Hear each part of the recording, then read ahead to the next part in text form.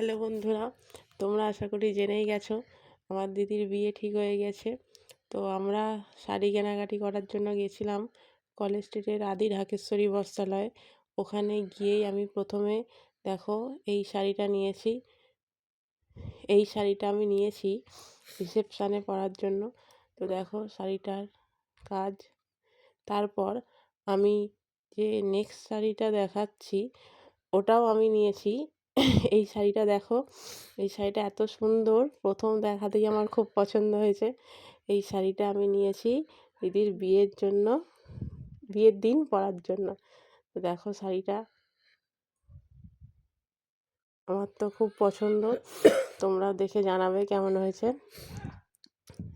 এরপরে যে শাড়িটা আমি দেখাবো, এই শাড়িটা দেখো, এই শাড়িটা আমরা নিয়েছি আমার মায়ের জন্য বিয়ের দিনকে পরার জন্য।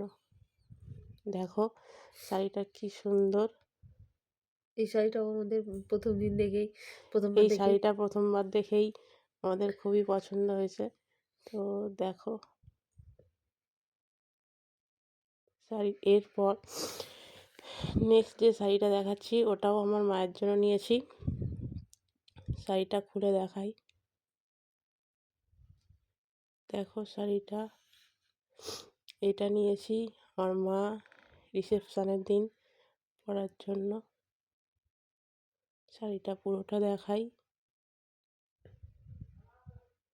এবার এটা নিয়েছি একটা পাঞ্জাবি আদি ঢাকেশ্বরী বস্ত্রালয় থেকেই আমার বাবার জন্য, জাস্ট দেখিয়ে রাখি। এরপর নেক্সট যে পাঞ্জাবিটা নিয়েছি ওটাও আমার বাবার জন্যই পাঞ্জাবি, আর এর সাথে ধুতি। এটা বিয়ের দিন পরার জন্য। তো দেখো